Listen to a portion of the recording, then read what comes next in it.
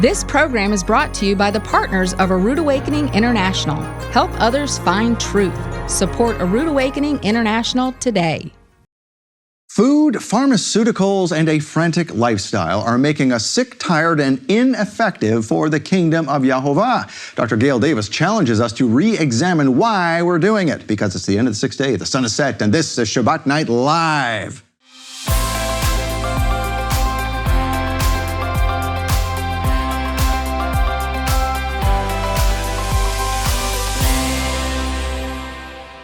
Well, there you are. Shabbat Shalom to our fans.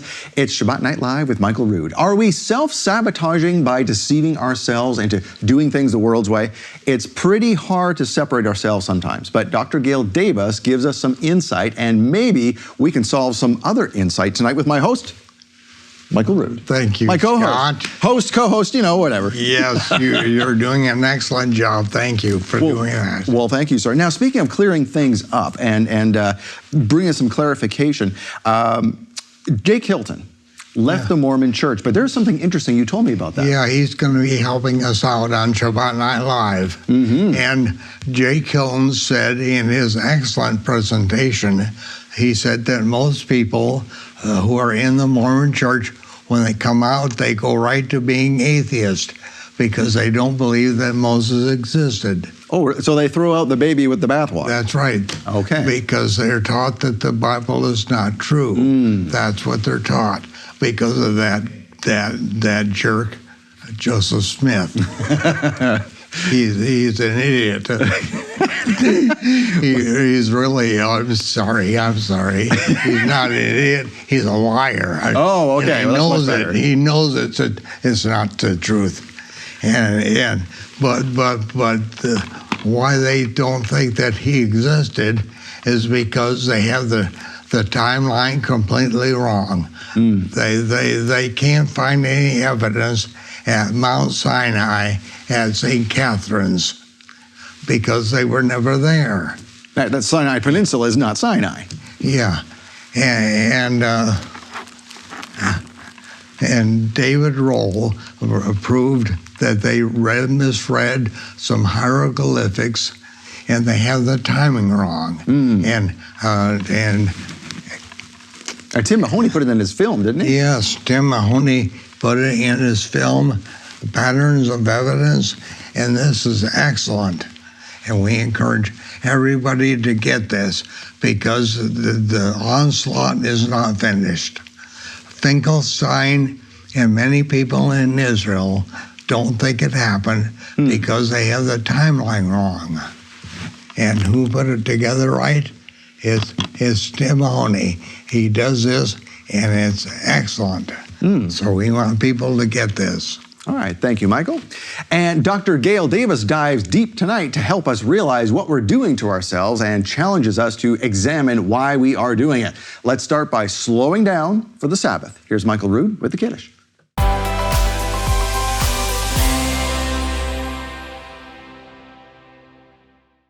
On the morning that the Passover lambs were selected, there were 2 loaves that were put on the wall of the temple. When the first one was removed, after that, no more leavened bread was eaten. When the second loaf was removed, then all of the leavened bread in the land of Israel was then burned, because the feast of unleavened bread was going to commence at sunset that evening. The night before, Yeshua took artos. He took leavened bread, and he blessed the Most High in the presence of his disciples, and he interpreted the Kadosh Mikra, the holy rehearsal that Melchizedek put in place with Abraham. Yeshua said the prayer of the Melech Tzaddik, Baruch atah Yehovah Eloheinu melech ha'olam, hamotzi lechem haaretz. Blessed are you, O Lord our God, Yehovah, our God, King of the universe, who brings forth bread from the earth. And he said, this represents my body, which is now broken for you. As often as you do this in remembrance of me. Then Yeshua took the cup, and he said, Baruch atah Yehovah Eloheinu melech ha'olam, Borei pri hagafen.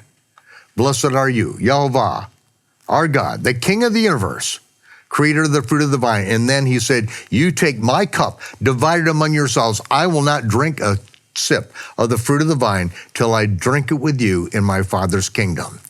So as often as we do this now, we rehearse not only his death, but we rehearse that we will be at the marriage supper of the Lamb, and at the marriage supper of the Lamb, he will take his cup and say, L'chaim, to life everlasting. And until then, Shabbat Shalom.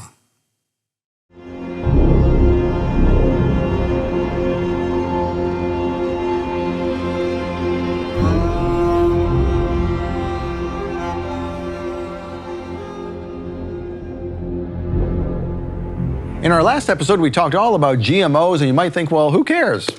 What is it going to do to me? Well, we're going to get into that. We're going to get into a whole bunch of other stuff here today, too. Please welcome back our guest, Dr. Gail Davis. Welcome back. Thank you. All right. Now, we had talked about the GMOs and what they are and how it's sort of labeled and sort of not labeled. But, I mean, what can it really do to us? And of course, this affects our thought life, which affects our spiritual life, which is why we want to talk about this. Right. Why we're talking about Shabbat Night Live, because really this all has a spiritual component to it. We're also going to get into pharmakia today, which in my opinion, I think GMOs really fall into that pharmakia category. Yeah. Because we're really messing with nature and messing with our brains and everything. True. And then it's all trying to just slowly, without being noticed, pull us away from Yehovah.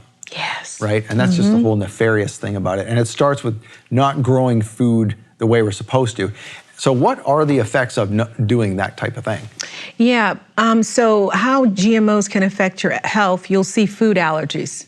That was big time for me. Gluten disorders, increased toxicity, decreased nutritional value in your food, antibiotic resistance, liver problems, infertility. Yeah.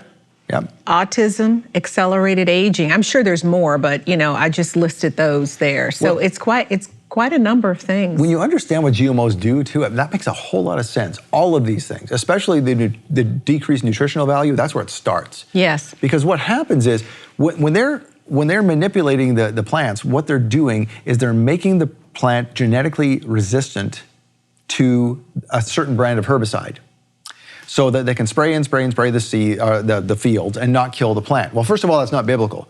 What did God say? When you grow the wheat and the tares together, you won't know until they're mature which one is which. That's right. So he didn't say try and kill off the weeds first. Let them grow together. And at the end, then determine. Right? That's a whole biblical principle. That's right. But we're saying, oh no, we just get rid of the weeds right now. Well, how do we do that? Make the plant genetically resistant to the herbicide and it won't touch the plant. Yeah. Okay, well, first of all, that's good. Right? You can spray that plant over and over again. So that means automatically a genetically modified plant is going to have more pesticide than a regular conventionally grown produce. But then the other part of it is, what does that herbicide do? So the herbicide, the way it kills the weed is that it's a chelator. It pulls nutrients away from the plant and does not allow it to absorb. So no wonder we have decreased nutritional value when we eat those foods. Okay, that's right? good. And then if all the nutrients are pulled away from us, no wonder we have gut issues, which leads to brain issues, which leads to everything else. Everything. And it's in everything. Yeah. Everything has GMOs in it. really Do you does. think they're not using GMO products when you go out to eat? Right. Yeah. Don't get me started on that. Just saying. Even the fancy restaurants have a big bucket of empty soybean oil sitting up behind it in the alley. Yeah. Costco isn't built for nothing. Right. Everything coming from China. Oh. And what's that truck? The Cisco. Cisco, yeah. Cisco. Every restaurant, Cisco. Well, we used to enjoy the salmon coming from, not to pick on Costco, but it was my fault because I didn't read it. They put right on the label, farmed salmon. No wild caught? I decided thought they had wild caught there. Well, they may, but I decided not to read it. It had this, and we took it, and we enjoyed that several times. And did I read the label? No. Whose fault is that? Mine. Yeah. I need to take responsibility for my own health. Right. Exactly. That's good though. Lesson learned. Yep. So we've learned here that our entire food supply is tainted. Are you mad yet? Are you guys mad yet? You need to be. Yeah. And the most basic of that is bread. Okay, so we talk Yes. about bread. So Yeshua is the bread of life. So bread all through the Bible. I think we've talked previously that it was probably a sourdough, right? Because a little bit of leaven leavens the whole lump. So what is that? That's the action of taking a sourdough starter and putting it into, right? So we could probably safely assume that most bread in the ancient days was kind of a sourdough. So anyway, if we do that, and we do it the way the ancients did it, it should be okay. So why is bread not okay today? Because of all those doggone pesticides. There are 16 pesticides that are used on wheat. 16. And the most common is malathion, which is a neurotoxin. So it's going to affect the nervous system. Not good. And it's used in 50% of all wheat. And it screws up the hormones in your body. There are those hormones again. Right, now people understand, if not in agricultural business, pesticide gets rid of bugs, herbicide gets rid of weeds. So this is a pesticide. This is getting rid of bugs. That's why they can spray it on the plant. It doesn't kill the plant because it's not intended to kill the plant like a herbicide is. Right. It doesn't. So which means it doesn't even need to be genetically modified for that to happen.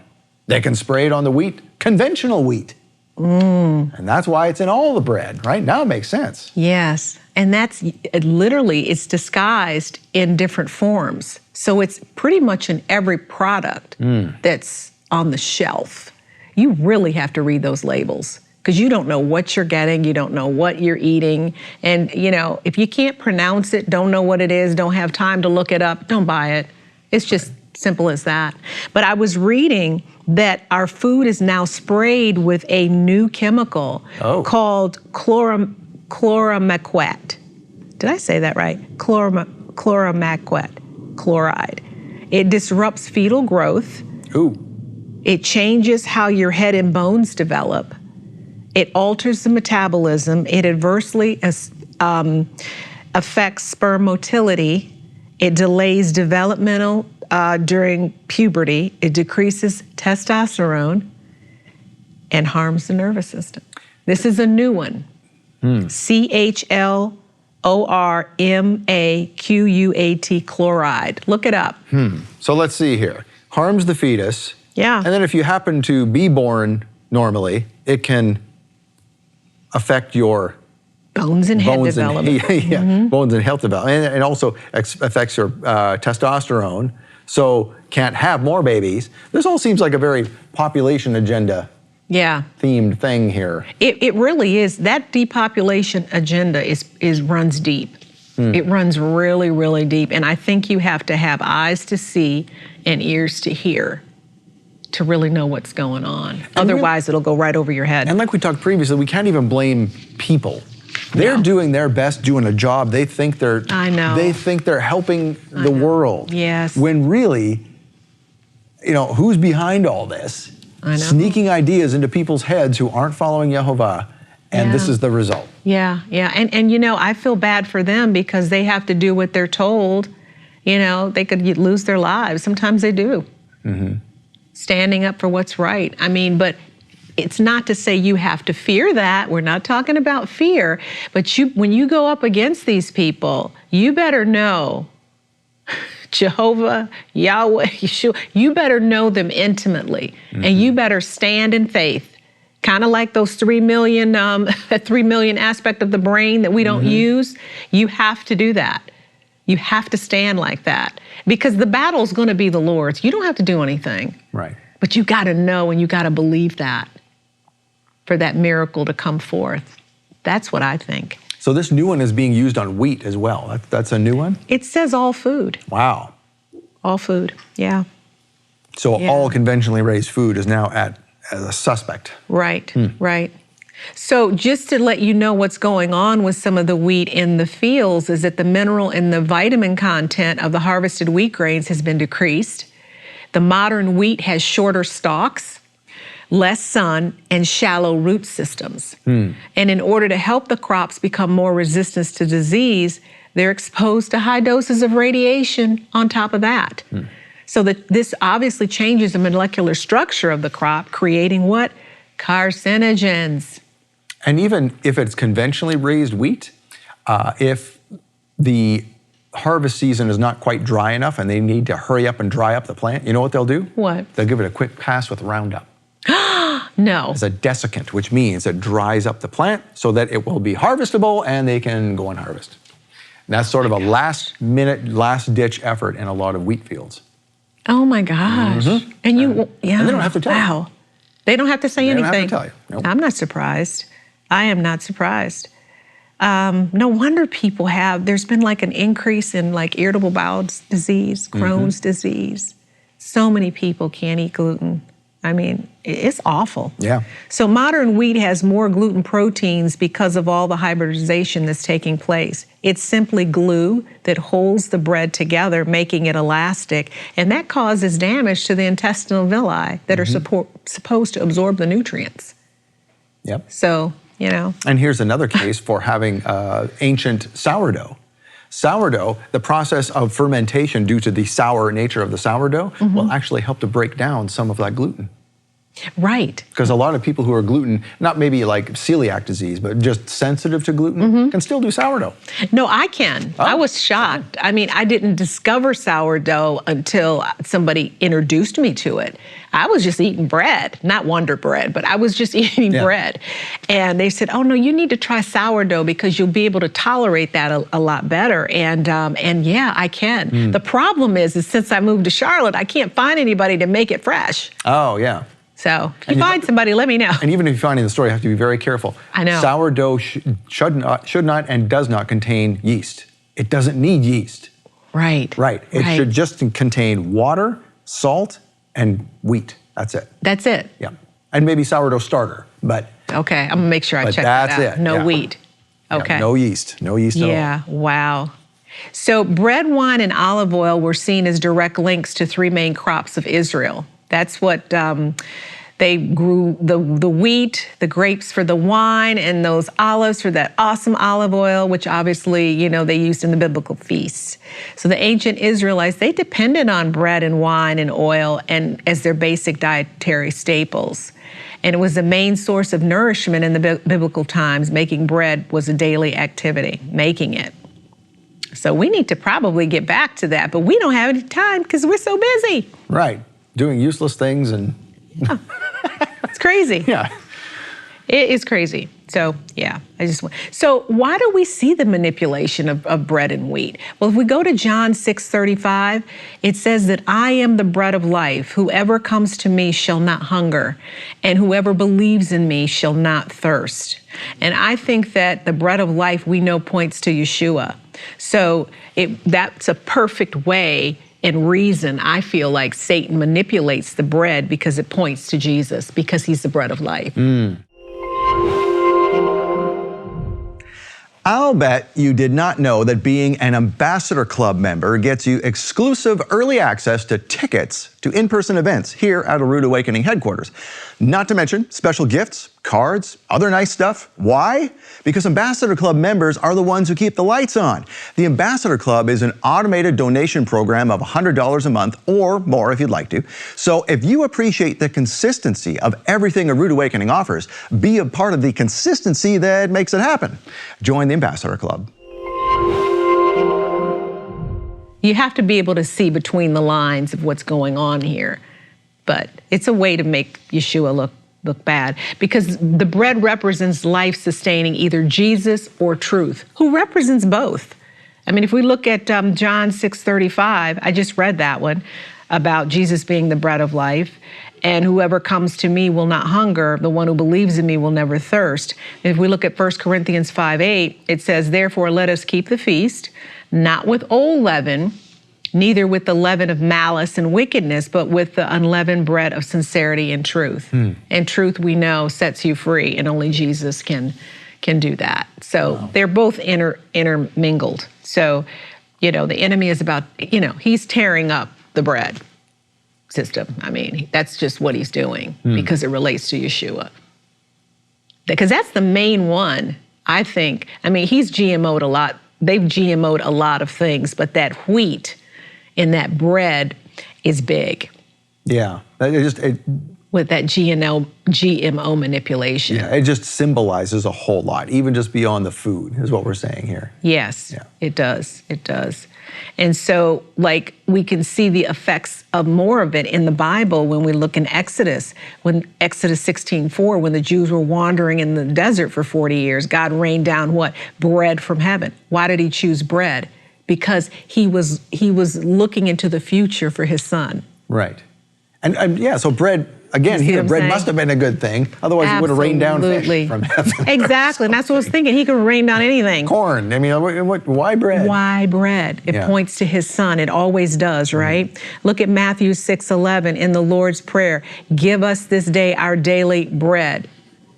It's a natural petition for God's provision for his people, sustaining us day by day. Place the bread of his presence on the table, the show table in the tabernacle, right? Remain with me at all times. And then when we take communion, right?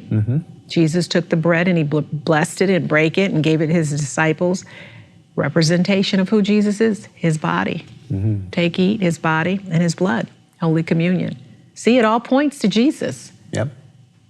We know how much Satan hates, Oh yeah, hates. take every thought away that could even relate to that. So. Yeah, yeah.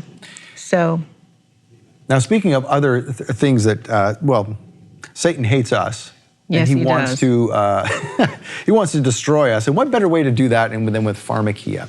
And we are warned about this in the book of the Revelation. yes. And so we want to talk a little bit about that, disease and pharmakia and drugs and how that all comes together. So you have I'm looking up here, looking at your PowerPoint, an alarming statistic. What is this alarming statistic? Oh my gosh. Now, this is probably a whole lot higher than when I actually did this presentation, but prescription drugs have become more popular than McDonald's hamburgers. Oh, wow. Oh, in terms of how many sales? Or Yes. Okay. In 2008, there were 3.9 billion prescriptions written. More than that. You know what year we're in, 2024. That's about 14 per American. Wow. Compared to 560 million Big Macs sold. That's only 2 per American. So drug spending topped 445.9 billion in the year of 2012. Much higher now.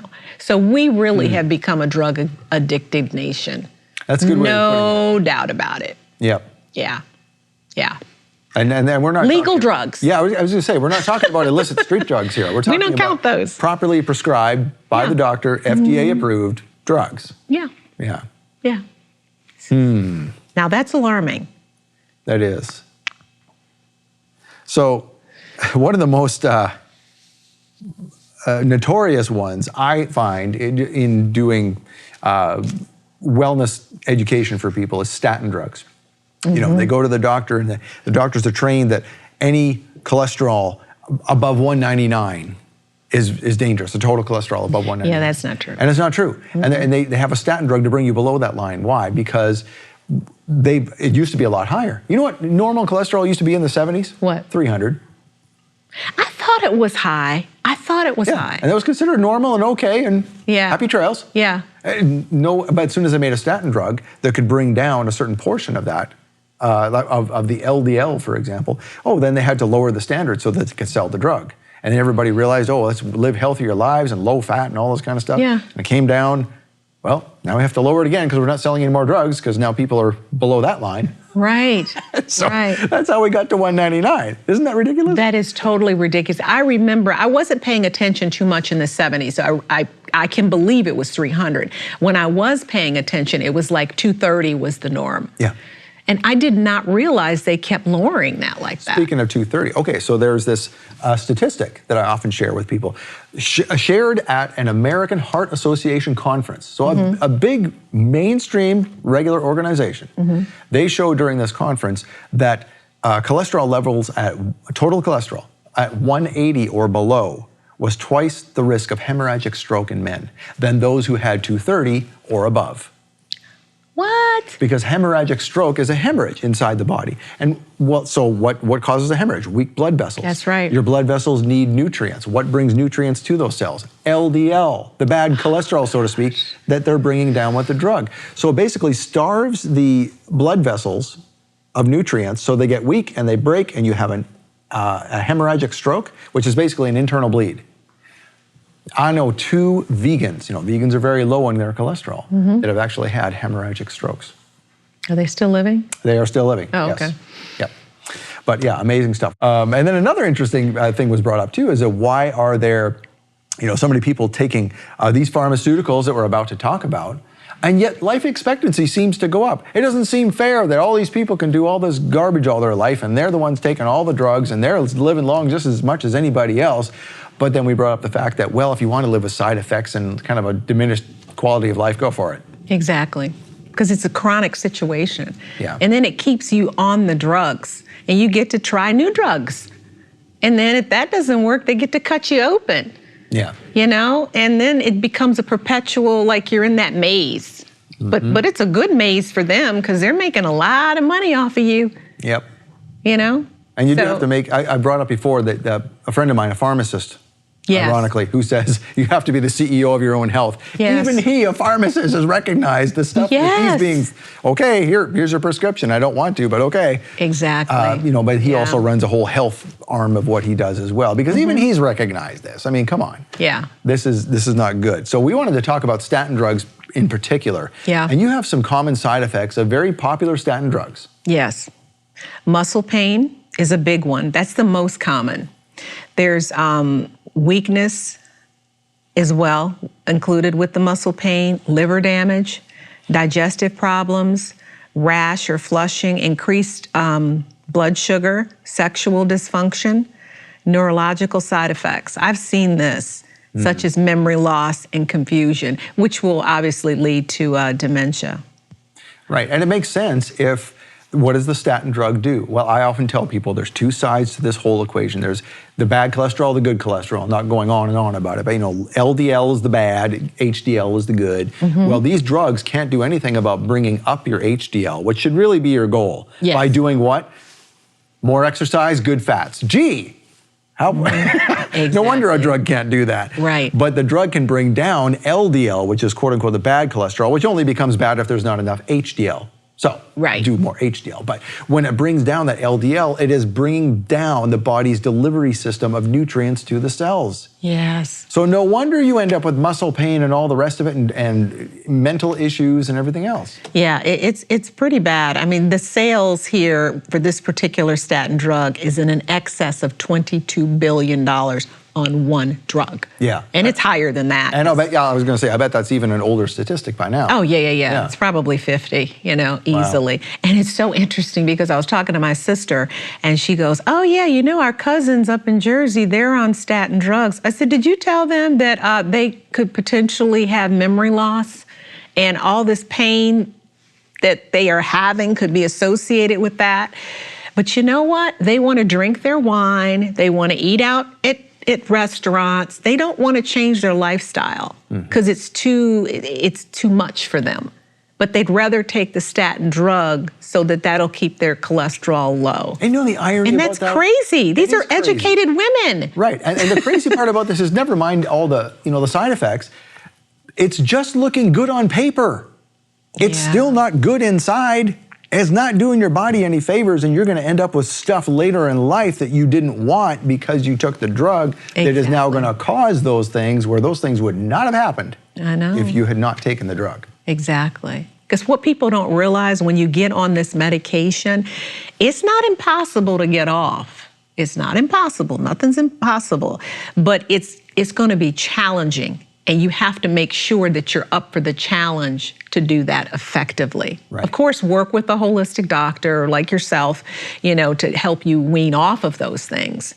But if you just take responsibility yourself and read the labels, like I said before, if you want to eat foods with petroleum in it and all this other crap, well, then that's you, but you have to take responsibility and look and see what's in food and all these other things so that you can make informed decisions for yourself and your family, especially the children.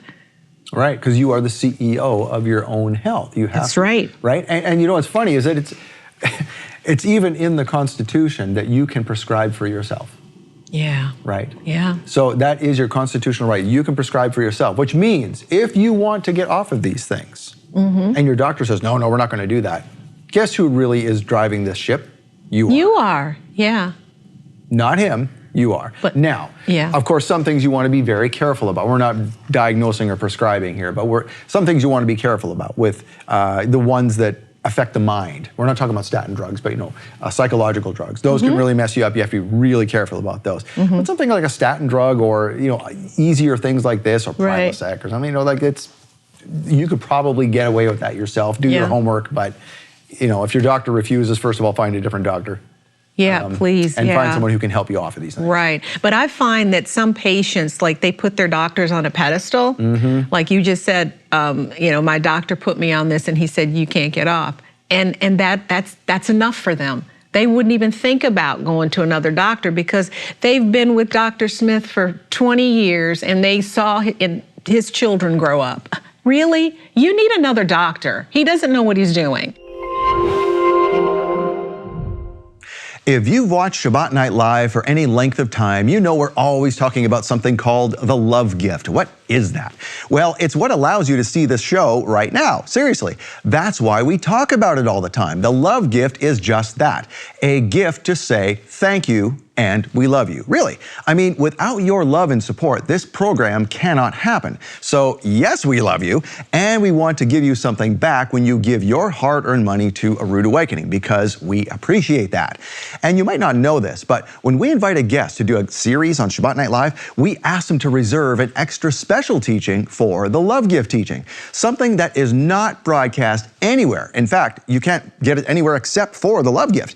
And because of that, you get some pretty controversial teachings that we literally cannot put anywhere else. So if you'd like an extra special teaching for your extra special donation, go to monthlylovegift.com. We'll give you the teaching and even some unique gift items on top of that. Plus, it changes every month. So go ahead and see what's new right now at monthlylovegift.com. So I've said here that mainstream medicine loves to use cholesterol as the boogeyman. And I've said that before, right? So in medical school, the students learn that cholesterol clogs the arteries, which causes heart attacks and strokes. They lied to you. Lowering cholesterol sounds logical, but the statement's false. Right. LDL is the bad that clogs there's what we were talking your about arteries. Right, and the real problem is inflammation. yeah. Okay, so cholesterol is a powerful anti-inflammatory. Now, who would think that? Who would pick up on that? I know. I know. Taking a statin drug like Lipitor, it wipes out this action. Think of it this way. When you have a vessel that is damaged, your body, just like you just said, deposits cholesterol to patch the damage. Look at how God designed our body, and Satan just comes in with his crap and screws it all up, right? So it's a natural healing process. So if the inflammation never stops, cholesterol just piles up to cause a blockage, increasing your risk of heart disease. So you've chosen to take these drugs so that you can still eat your Twinkies. Yep. And you know, one of the biggest markers I see on blood tests, we were talking about it at lunch today. How we were talking about blood tests that we do, and one of the biggest inflammatory markers is insulin. Oh, wow. Well, what is insulin related to? Sugar. Sugar, yeah. Haha. Okay. Now we start to see the culprit, but we won't go into that today. But that should give people a pretty good clue. Yeah, yeah. Well, it's comparable to cocaine, so the molecular structure. But anyway, yeah, it's really all interesting. Here's the problem. We're so busy, we're so worried about stuff and doing left, right, and center. Number one, we leave God out of the equation. We've already talked about that. Yes, exactly. Secondly, we leave exercise out of the equation. So, I mean, it seems like a root cause of all of this is just being too busy. Yeah. Trying to do too much. I mean, does this play into anything at all? I think so. I think, and distractions as well. I mean, we're too preoccupied, at least me. I'm going to talk about me, for example. I mean, I was so preoccupied with, I wouldn't say I loved money, but I was into making money.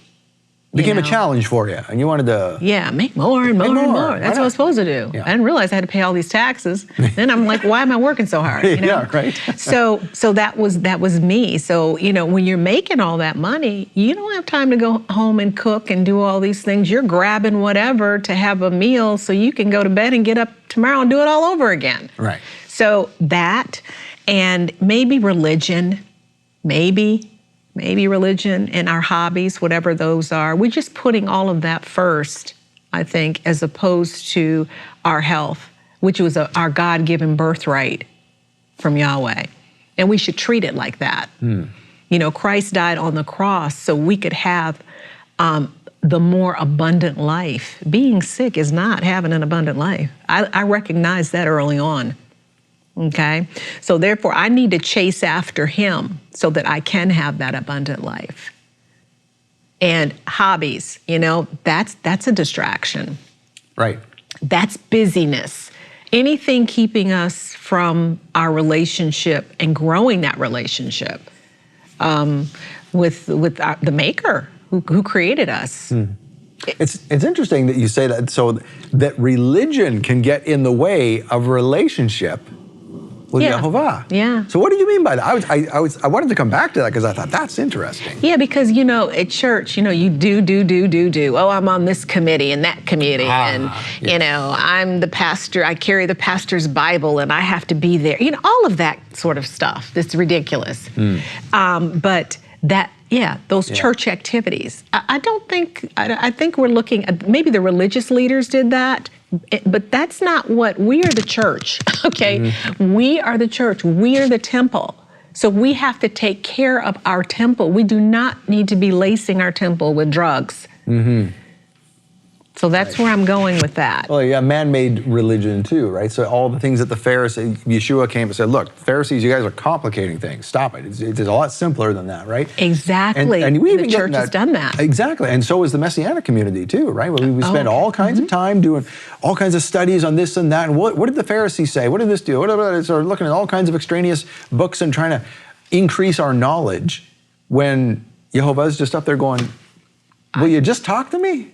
Exactly. It's so much easier. And I'm guilty too. I mean, I get so busy with stuff. I'm doing this and doing that and kids' activities and da-da-da-da-da. And it's like, you just need to stop. Yeah, I try to make my busyness and my distraction, I'll just say my busyness. I try to make my busyness right now around him. If that's doing this that we're doing today, something like that, busy preparing for that, or if I'm in a Bible study, busy preparing for that, and just sitting and going through the Word and letting Holy Spirit speak to me about specific scripture, giving me downloads and revelation. I mean, that's how I know a lot of things, because I've been sitting with him. And I'm part of a group of people that are like-minded. So we kind of iron sharpens iron. So that's what we're kind of doing. I feel like, I don't really watch TV or anything. So the media, I don't look at news or anything like that. And relationships, I allow the Lord to remove those people out of my life that are just they don't need to be there. I mean, and I'm okay with him doing that. I have been for a while. So when I see people disappear, I'm like, oh, I guess, you took them off my path. That's fine. That's okay. I don't really care. Another thing, too, that a lot of people don't think about as well is just how much we talked about the box in our hand and the box on the wall. Yeah. You mentioned, news programs and TV, whatever, but even just things like TikTok and Instagram and all these things. It's like, yes, they can be used for good too, but how much are they a distraction from the real thing? Yeah. Right? Yeah. I do have to watch that. Right, yeah. I do have to We can read all watch kinds that. of things about God on TikTok and all kinds of things about God here and there. Okay, but how much time are you spending with him? And believe me, I'm talking to myself. Yes. I'm guilty of this too, where you just need to stop and do more of that. Because, I mean, do you think it plays into health too? I mean, we were talking all about health and spirituality kind of as an intertwined thing here, but do you think I think it would damage our health to think that, well, I'm being all faithful and religious, if you want to give that a term, by only having stuff on my Instagram that has to do with faith.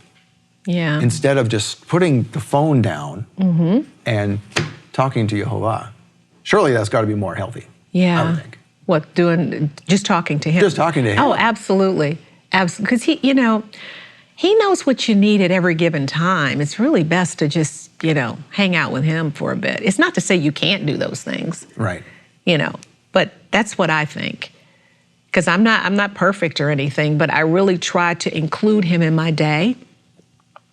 Chat with him like I'm chatting with you, or he'll drop things in my spirit of questions that I've had, and then I'm like, oh, that's what that is, kind of thing. So yeah, it's really interesting. So I've worked at that. I'm not perfect, but I've worked at that. But I've cut out a lot of things. And strangely enough, God gives us His Word to remind us that we need Him. Yes, He does, if we open it. Right? Yeah, and not be too busy to open it. So Right. why don't you just go through the ones that remind us of this, please? Yes, Romans 6:11. Consider yourself dead to the power of sin and alive through Christ Jesus. Don't worry about tomorrow. Tomorrow will bring its own worries. Today's trouble is enough for today. Isn't that true? Matthew 6:34. If you cling to your life, you'll lose it. But if you give up your life for me, you'll find it. Matthew 10:39. This is Matthew 6:19 through 20. Don't store up treasures on the earth where moths eat them and rust destroys them and thieves break in and steal them. Store your treasures in heaven where moths and rust can't destroy and thieves don't break in and steal. Yeah. Yep. I'm sure there's more, but Exactly. Well, yeah. No, those are just really good reminders because, I think in this day and age, and this one really hits home with me because I just get too busy with things. I'm trying to do too much and this. Yeah. And I think I think a lot of heads of households, I don't want to say just guys, but if you're the head of your household, you feel like you've got to provide for that household, right? I got my list. You got your list. It's up to you, right? Yep. And guys get in that way with business and all this as well. And of course, women too, they've got their list and they're going to do and they're going to accomplish all these things. Yes. And so, I think everybody is just guilty of too much all the time. And I think we've let society speak to us maybe more than the Word. Yes. Unfortunately. Yeah, I agree. And recently I found out, I was at a chiropractor appointment, that my body was experiencing stress. And I can only attribute it to this kind of stuff, what we're talking about. The busyness, the distractions that are subtle, but they're there, Right. And I'm not even working at this time, I'm retired, right? So really, I need to just rethink this. You know what I'm saying? I know some retired people who are busier than working people. I am busy, doing all this in the book and all that, but the stress, that just, I'm not trying to do that. Right. So that just made me kind of reevaluate things because God doesn't want us distracted with the things of the world. He doesn't want us stressed out. He wants us focused on our God-given purpose. But even though I feel like this is my purpose here, to do things and talk about the war on health, I can't do it with stress. I don't need to do it with stress. I need to do it with ease in Him. Right. So that means I too need to spend more time in that. Yeah. So, I'm guilty. We really need to be careful with that. You're right. Yeah. And, it is a war on our health. Distractions are part of that war. Pharmaceuticals, all these things, they're all part of that war. So I really enjoy your book, and I think others would enjoy it as well. So I know it's underneath the papers over there, and we just want to show what that looks like. And so where can we get this again? It's on Amazon. Okay. And it's on... After Shabbat, of course, if you're watching this on Shabbat. It's at Books A Million and Barnes & Noble and on my website, waronhealth.org. Okay. Very good. Dr. Gail, thank you for joining us. This You has are been such a so pleasure. welcome. It's fun, Lots of fun, and I know we have a love gift as well that we are going to be doing, so that is going to be a lot of fun as well. So again, thank you for joining us. I'm glad you came to the Health Awakening so we could first get to know you, and I'm glad we had you back. So. Me too. Thank you again. Thank you again. All right. Thank you for joining us. Thank you for joining us on this series. Hope you learned a lot. Save it, pass it along to friends. This is good stuff. So thank you again for joining us on Shabbat Night Live. We will see you next week, and until then, Shavua Tov. Have a good week. Shabbat Shalom. Whenever and wherever you are watching this broadcast, it represents hundreds of man-hours of production and post-production, and then it goes out to the world in several different languages. Why is this possible? It's because people like you support this ministry. We do our best to get this out freely to the entire world. Freely you have received. Now, this is your opportunity to do as Yeshua said, and freely give. Shalom, Torah fans. Give this video a thumbs up and share it with a friend. Tap the subscription button and the bell icon, and I promise to update weekly with in-depth biblical research. Be sure to download the new michaelrood.tv app for both mobile and home devices for even more commercial-free content.